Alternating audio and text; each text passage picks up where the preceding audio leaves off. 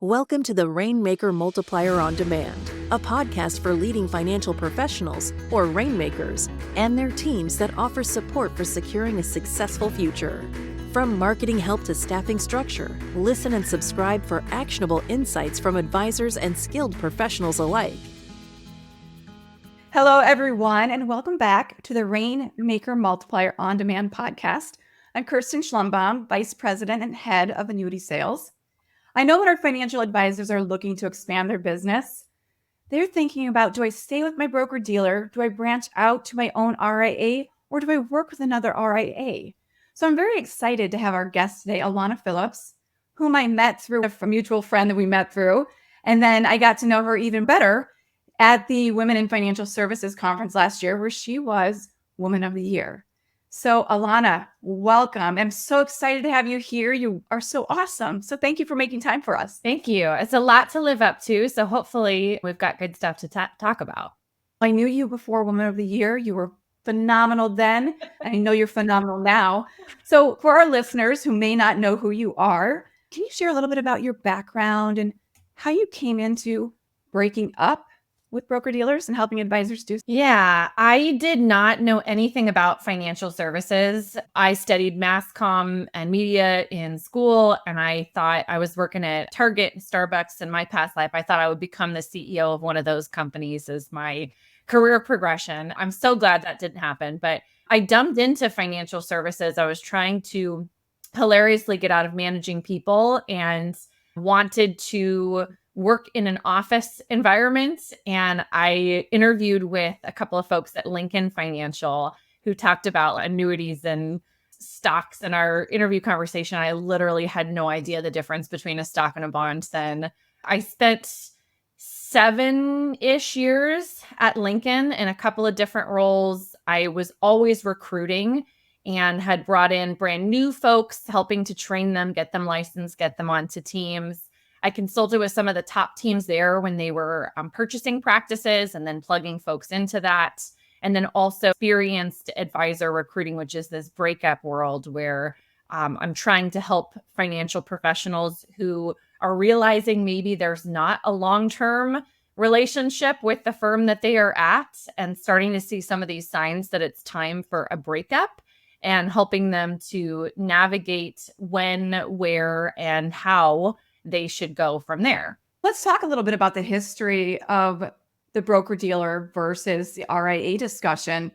Back in the day, broker-dealers were the way to go. So what's changed? And when did that shift from RIAs and why? Can you expand more on that for us? Sure. Yeah. And I tend to, when I'm working with advisors, I'll usually draw out my version of the spectrum of opportunities in the industry, right? There are lower risk, lower reward opportunities on one side of the spectrum, think banks and wires, and higher reward, higher risk sorts of opportunities, which tends to be that RIA, hybrid RIA, even big indie BD space. And I think that there's a right fit for all advisors based on their risk tolerance, their risk capacity, and their goals, same as all of you with your clients would assess this before putting them into a particular investment. I think all advisors fit somewhere on that spectrum. I do think, though, because so much of that left side of the spectrum, the banks, the wires, regional broker-dealers, there's been so much constriction, especially with COVID and individuals who were having to then work from home as opposed to in the office and realizing they could do that. They were forced to have e-signature instead of paper signatures. And that, I think, was eye-opening for a lot of advisors that they could function in a more independent structure. But probably prior to that, the RIA space definitely represents status. And I think, like, from a psychological perspective of how we make decisions, at one point in the past, the wirehouses were that place, right? There was so much status associated with being at a Merrill Lynch or a Morgan Stanley, these big names. Maybe 2008 and some of the financial crisis changed the way that people think about some of these big name firms. And I think we've seen a shift towards this status now. What's cool and what all the cool kids are doing is going RIA or hybrid RIA. And there's a eliteness to that space that the advisors, I think, exude, that they've got control over how they work with their clients. They've got freedom and flexibility. They're not beholden to anyone. And that status shift, as we've seen that, we've watched more and more advisors leave those other channels that were popular and strong to go more independent in that RIA space. Not to be biased, since I am in the RIA space, like what the cool kids are doing. And I love that you said that all the cool kids are doing it, but it is a major shift. So let's back up just a little bit. Why don't some advisors still keep their broker-dealer partnership? So if someone says, I'm not really sure, I want to leave my BD, what are some reasons they might stay? Yeah. So again, going back to that spectrum, right? Every advisor has a risk tolerance, a risk capacity, and goals within their career. And so there are still plenty of advisors I work with who have no independent bones in their body, right? They do not want the control that often comes with the RIA space. I think that's a big driver for folks that go that direction, is wanting control.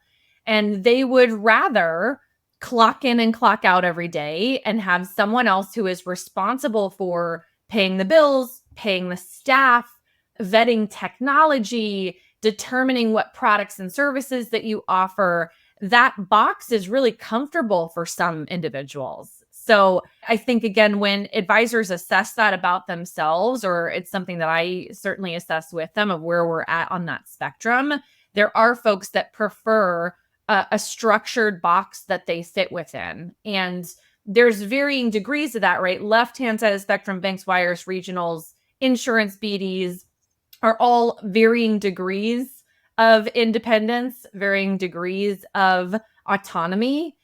In terms of the independent broker-dealer space, I think that because they have become very similar to the flexibility, autonomy, ownership of the RIA space, and if you still have commissionable business that you're doing, if you like some of the resources that a broker-dealer might provide, sometimes, not all the time, the broker-dealers can do that at scale in a way that smaller RIAs may not be able to. So it could be a cheaper option to be with an independent broker-dealer. It could just make sense based on their business mix. And then I think there's obviously a lot of just status quo. If you're familiar with the structure, we like things that we're familiar with. And so there's advisors that stay for that reason too. You've already covered my next question, but I just want to make sure. We know that broker-dealers provide structure and RIAs provide flexibility. You've basically said that's true. Would you add anything more to that to separate the two different types of relationships besides the structure and flexibility? Yeah, I think like the RIA structure, obviously you typically drop your FINRA licenses, right? And that gives a lot more flexibility in terms of products and services you offer, marketing capabilities, and just one less layer of bureaucratic hoops and oversight. And so I think especially for advisors who are particularly creative, again, care about control, that is the ultimate control, right? The fewer folks that we have that are influencing how we do business, the more control and flexibility we have over how we serve our clients best. And so if you're working with a really niche group of clients and you want to create an incredibly unique experience for them, if you want to do interesting marketing stuff, if you've got outside business activities and other interests, then that structure of an RIA provides the most creative freedom, autonomy, control, and flexibility for that. I think you're telling me I made the right decision networking myself with an RIA, because I love the control and the flexibility and opportunity that I get here at C2P. It's amazing. But another difference between a broker-dealer and an RIA is that for a long time, broker-dealers would not allow them to give their advisors to give tax advice. Many had disclaimers. Many said that they couldn't do this in their place of employment, and they weren't allowed to give tax advice to their clients. Do you know the reasoning for that? Is there a reason why that mindset is no longer warranted? That's a good question. And I'm sure there is a technical answer to that in terms of like why the tax advice was not allowed. I think most of it comes down to mitigating risk, right? That these bigger firms and the broker dealers with multiple oversight entities they have to plan for the lowest common denominator. And so they are so much more cautious about the type of advice that advisors give to clients because of the risks associated with a bad person or an unknowledgeable financial planner giving that advice. And I do think, again, when I talk about OBAs or other services or products that you want to use with your clients, that RIA space, if you are somebody that wants to expand what you do for your clients, that you become a one-stop shop, that you can help them in all these areas that really affect their plan and not just refer out to other partners, keeping that in-house for the experience for those clients can be really game changing. And I do think like it is an area that the RIA space has quite a bit more flexibility in. And I think that the mindset that you shouldn't give tax advice has changed because we talk a lot about tax planning, helping the clients understand the plan and how taxes come into play. And it's about what you get to keep.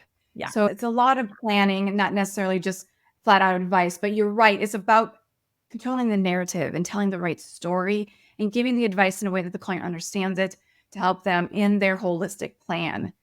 Besides what we've talked about, in your time helping advisors break up with their broker dealers and switch to more of an RIA mindset, where do people get stuck? If someone, let's say I am not with an RIA and I'm thinking, hey, Alanah, I really would like to break up with my broker dealer, but insert my challenge here. What are you hearing and how are you helping them overcome that? Yeah, I think with anything, any of these breakups, there is always a little bit of fear that maybe the grass isn't greener on the other side and they're going to experience the same challenges or different, worse challenges in making a change. So I think that is a major factor. There is a lot of an object in motion stays in motion. The opposite is true of we've just been here for a long time. And the idea of changing our business structure seems disruptive to clients, to staff, to our way of doing things. And so the pain often has to be enough to dislodge somebody that they're experiencing some of the signs that it's time to break up, like they're not being celebrated, their money is controlled, their time is controlled, they can't better themselves, they are being told that there's nothing better out there from the leadership that they work with. There's all of those pieces I think have to happen, or advisors have a really strong vision for what they want to create and expanding those services or doing planning work that they couldn't do before. Again, the interesting marketing stuff, the interesting OBA stuff, any of those things that they have a really clear vision on. If they don't, then they probably are not going to want to go through the pain of moving because breakups are really hard, right? The reason I talk about them in the context of a breakup at these firm moves is one, most of us have been through a breakup. So we understand the idea that something wasn't quite right. We were experiencing signs it was time for a breakup. We didn't see a future with this person. Maybe we've just grown apart from each other and we want different things now. On the other side of that breakup, we're always better off.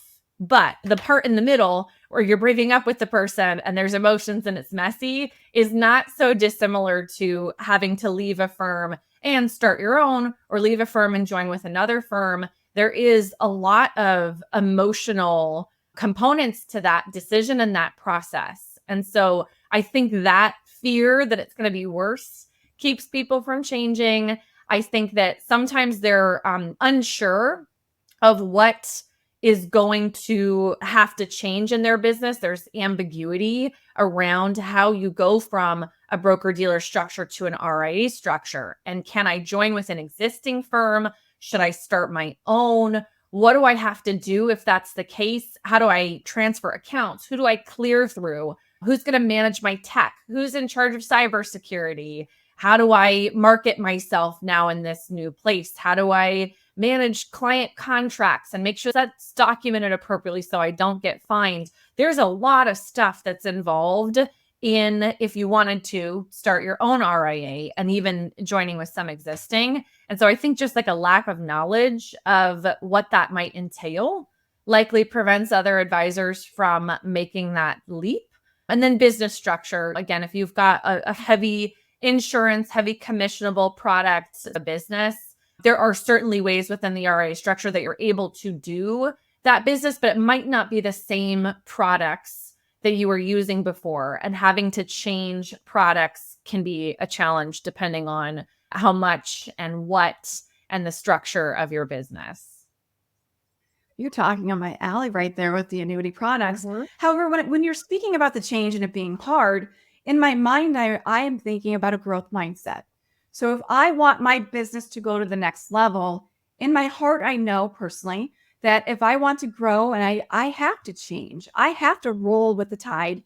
And sometimes change is hard. But what I found when it scares me, it excites me, the change on the other side is so much better Yeah. because when I look back, I see the growth. Do you find that after you've helped somebody with that shift, if those were their concerns, that they come out the other side and turn around and say thank you because they've seen their own personal growth? Oh, for sure. And this is the reason like I continue to do this because I think about I was with an advisor who I'm now very good friends with, and her and I also met through WIFS. And she called me because she was at an RIA where she was an employee and had been at a bank before, so she had experienced that world.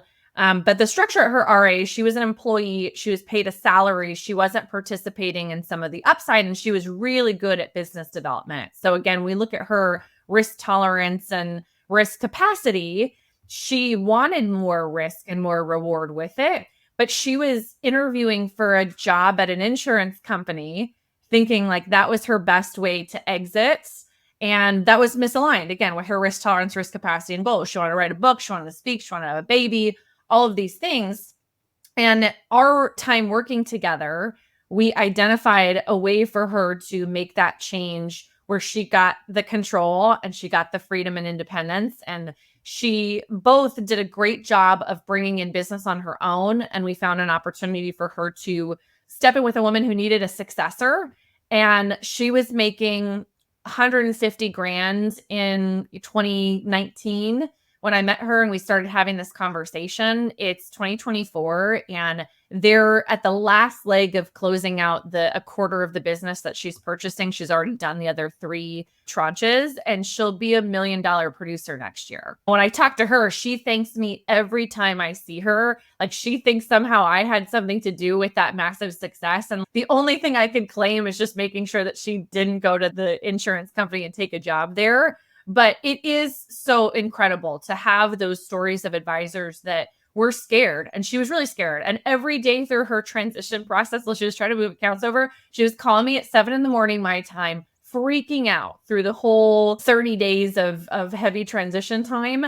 But to hear her now, and she's had a baby and she's working now, she's got her practice in 2 different states that she's flying back and forth between and just loving it is really gratifying. And there's so many more of those stories that validate that, again, the right person that has that risk tolerance, risk capacity, and the goals that align with moving towards more independent options, there is a lot of reward there. Thank you for sharing that story because that is exactly what I was looking to accomplish by asking you that question. I know it changed me scary. I know the paperwork is daunting when doing a transition, but when you come out the end of the tunnel, there's an opportunity for so much freedom and success and growth. That's a perfect example that you're right. It's not for everyone, but it's an opportunity for the right mindset to take their business to the next level.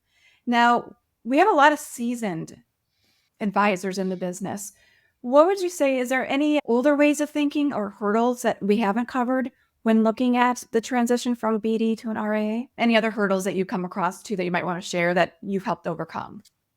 Yeah, I guess like maybe one of the other things, and certainly the mindset, right? Like you have to have a business owner mindset. There are advisors who I work with that do not want to be in charge and they don't want to run a business. They want to be a financial planner and work with clients and they don't want to have to think about some of those other pieces. And this is where the education around there are places where you can be an RIA or you can have that flexibility and independence and also have somebody else that's doing the business owner stuff, right? So that can happen. But that's definitely a mindset. There are folks that do not want to be business owners, that are not entrepreneurial. And it's very weird. I think for you and I, we're like, why would somebody want that? But there's plenty of advisors who fit that profile. I suppose the other piece that I would put in there, just in terms of old school hurdles for moving, is just, again, all the pieces that go into it.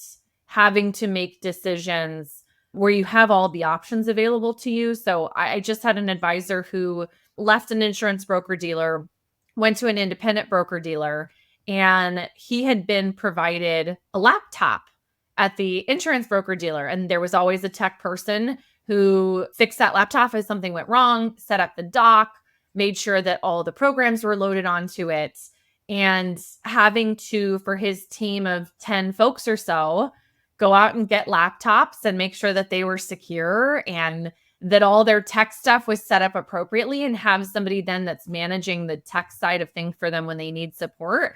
That was an obstacle that he was willing to take on. But there's certainly some folks that don't want to take on the, we'll call it logistics of that, because there are a lot of moving pieces. And again, somebody with the creative energy and desire for flexibility and control, what's so awesome about that is you could choose any computer that you want. If you're a Mac person, you want your team to work from Macs, then you get to do that. And that would not happen in a structure where somebody's determining what computer you use. That's usually going to be a PC. So those sorts of obstacles, I think, can get in the way for an advisor that just wants the easy button and wants somebody to tell them what they limit their options, tell them what they can do, and then help them do it. What I love, though, is that you're not only helping individuals break up and become independent and start their own company, you're helping matchmake. You're breaking up and matchmaking. If someone says, hey, Alanah, I don't want the responsibility of being a business owner, but I want the independence, I want the control and flexibility. You're like, here's my button. I've got that. I can help you, and I'll be your matchmaker. And that sounds like it's like a really wonderful position for you to be in. You foster the breakup, but then you're matchmaking with the right partner. So that's pretty exciting. It is. I often describe myself as a matchmaker that way because it is funny. Like, again, the breakup stuff is silly, which is important to me. It is a really good metaphor, though, for what happens. And yes, frequently I am having conversations with advisors where I'm like, you need to break up, right? This is not a good relationship. There's not a future here. It's not a fit for you for all the reasons. And I'm not just telling them to break up. I am also like, hey, I've got a new guy for you. Let me introduce you to him. There's something on the other side of that heartache that hopefully is going to make that breakup a little bit easier. But yes, matchmaking to somebody who's going to be your firm, that's going to be a solution to some of the pain points or a solution to some of the dream or vision that they have for their future, can definitely make the pain of the breakup a little bit easier. Maybe we need to call you Alanah, the $1 million RIA matchmaker. We'll coin a new phrase here today for you to spin you into the next level. How's that? Oh yeah. No, I often refer to my, like when people ask my title, I just say that I'm a troublemaker and advisor, advocate, matchmaker, like any of those things, or broker dealer breakup artist is one of my titles, taglines. So we can take the matchmaker moniker there and do some fun stuff with it. I love it. I love it. There may be some people listening to the podcast who are ready to break up with their broker dealer. I actually hear it from people on the phone all the time. But just like a regular relationship, there's a fear of splitting up. Breaking up is hard to do. Yep. Where can people in this position start? What should be their first step? Yeah. So a couple of things. I think acknowledging the signs of a breakup, or signs that it's time to break up, is always my first step. So I talk about those signs a lot in my content of, again, your firm's not celebrating you. They're controlling your time. They're controlling the money. They're not allowing you to better yourself. They're scaring you. It's all the same reasons you should break up with a person, honestly, if they're behaving that way towards you, but acknowledging some of those signs. And then once we've reached that place that we see, again, maybe there's not a future here with this firm, it's not aligned with where we want to go, there is an important period of time or exercise of understanding what it is that we want. What are those things that we're envisioning for the future and brainstorming about that dream scenario? If I work with an advisor, that's really first step for me with them is let's put it out on the table, all the things that would be a perfect scenario. What would that look like? What would you be doing? How are you working with your clients? How do you spend your day? And those pain points that might inform your vision for the future. From there, if we've got a good dream scenario, then we can start to talk about current situation, right? There may be reasons in your current structure of your practice, just like in a breakup situation, that it doesn't make sense to do it yet, even though we know that we should, right? There could be timing issues. We may be waiting for a particular team that would be a fit or an opportunity to purchase a practice to make this a more seamless move out. We could have interconnections within a firm or a team that we're at that need to be untangled. We could have financial obligations like a note, or we're paying off a practice that we have purchased at our current firm. We could have products that are not portable, that we want to spend some time to get those to a place that they're going to be more portable. So identifying the signs it's time to break up, working on the dream scenario, and then examining current situation. Those are the first 3 steps that I would worry about. And often it is helpful at step 3 for someone like me who is a matchmaker, who's got that knowledge of the landscape to help understand if you've got some of those things that might influence your timing or where you go or the options of what you could do, that we can help to say, yeah, you should move these products into something that's portable. That's probably going to take you 6 months to a year to do, right? Or you've got a partnership that isn't working, and we've got to work through from a legal perspective, from a financial perspective, how you separate from that before you leave so we don't just blow stuff up. And again, it's the same thing if you're breaking up with a person, right? A breakup, if you're not married, is much simpler. If you're married, we've got a lot more paperwork. In a divorce situation, it's different if it's amicable versus if there are high intensity feelings involved. And so all of those components of the current situation help us to figure out when they should go and perhaps also how they should go. And then the last piece there is really where, right? So once we've gone through those first couple of steps of the exercise, matching to the place that's going to be a great fit and working through how you actually move from point A to point B. I love your process. I'm going to be very candid. When I was looking for a new place to call home, I called it my heck yes, and I used a different word, and my heck no list. Yeah. And so I married that list to who I decided to work with. And that's why I am here today, because they checked all those boxes. Yeah. But I love the fact that it's a process. When you start working with someone, do you give them a time frame? Because this is not an easy process. It's not something that's done overnight. And does that help ease their concerns on this big decision? Oh, for sure. And there are obviously situations where somebody needs to get out and there is a ticking time bomb of some sort that they need to be out by a certain period of time. Those are often higher stress breakups, if you will, right? If we're trying to beat a clock of, I need to be out by December because in January, my firm is changing our comp structure, or I can't do a certain kind of business. I've had that happen with some folks where one of the duos I worked with a few years ago, the company they were with wasn't going to allow them to do advisory business anymore. And that was like 90% of their business. And so they were like, we've got to get out by this time. We're not going to change from using the advisory products that we're using. Those can happen. Sometimes timing's determined for us. When we don't have something like that, a deadline, it's often in those first few steps. Again, we determine, is there anything that needs to happen in order to make this breakup most successful? And that can be as quick as a couple of months.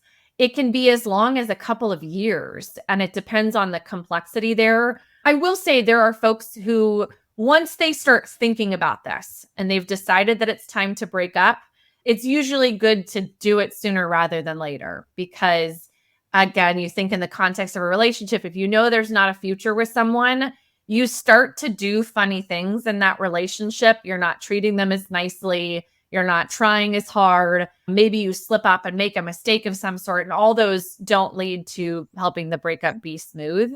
So it is often better to do it sooner rather than later once you've decided it's time to break up. But I have a few advisors that are from my old firm now that they got hit with the news that the firm was being purchased by another larger broker dealer. And so that was happening outside of their control. A lot of them panicked because they had not been looking at other options. And some of them had never looked out at other options and never thought they would need to. And so I had a number of them that came to me like, we have to do this now, right? Like we just need to go. We need to do this as quickly as possible. And for many of them, I was able to say, no, you don't, right? Like we're going to work through this process because unless something really drastic changes that affects your ability to service your clients at the highest level, we've got time to work through this.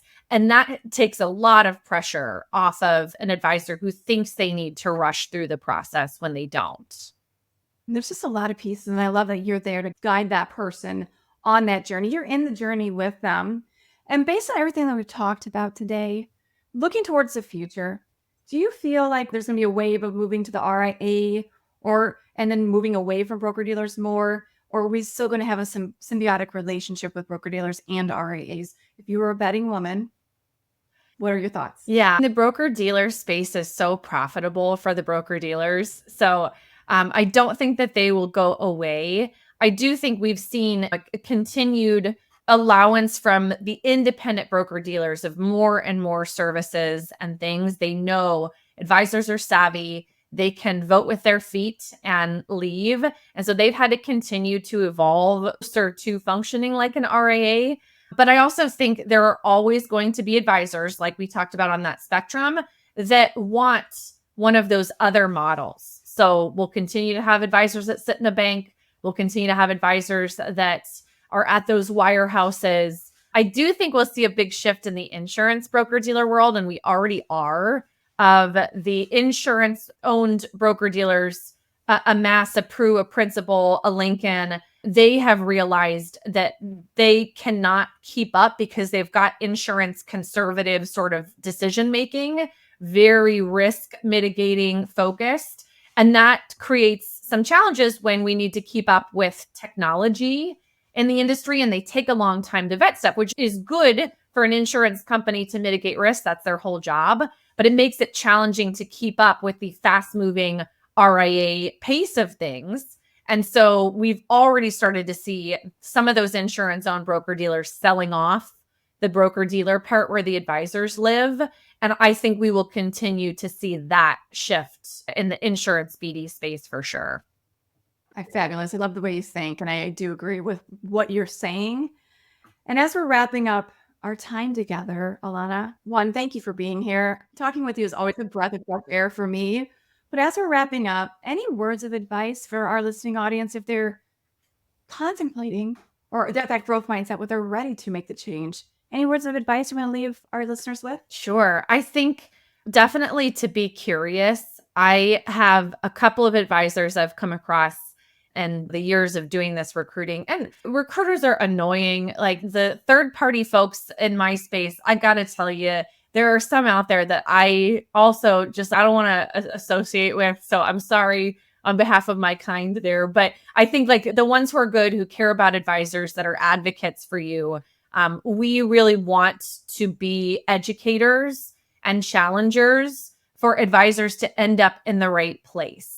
And if you're in the right place, you're serving your clients better. I feel like I get to make a bigger impact than just the one advisor that I'm working with, which is cool. But I think being curious or being open to those conversations, asking the questions about if you are in the right place, if it is aligned with your risk tolerance, risk capacity, and goals. I have one of the advisors, I have a screenshot of their LinkedIn profile that just says not open to any conversations with recruiters. And I think that mindset is so bad that you want to keep yourself stuck somewhere as opposed to making sure that it really is a good fit. And I think you have an obligation to your clients to do that too. If you're not assessing whether you're doing business at the right place, then you are doing your clients a disservice in the same way of if you didn't research the investment vehicles that you are going to use for them. Those are the same for me in terms of best interests and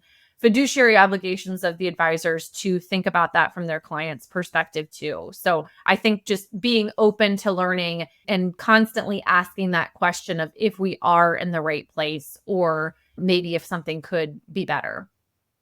I love that. It's part of the growth mindset. And one thing I'm going to go back up and say, because my business development team is awesome, they're not annoying. So they're awesome just like you are. So if they're listening, I want them to know that. And I do love that do not contact me as a recruiter, because when I was in the field selling life insurance door to door, I was told that there's a do not solicit sign. You knock on that door, and 9 times out of 10, I close the sale. But that being said, Alanah, I love what you're doing, and thank you for sharing.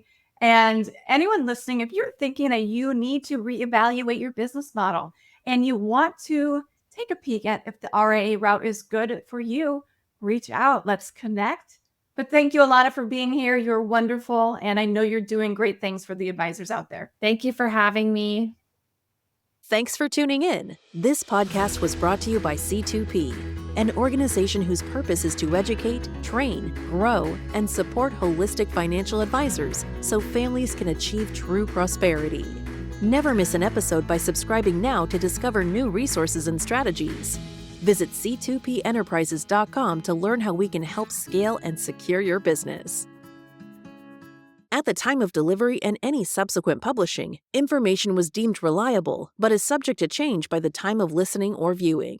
The contents of this piece include options and projections of C2P, are subject to change, and are for informational purposes only. The information provided in this presentation is not intended to be individual investment, tax, or legal advice.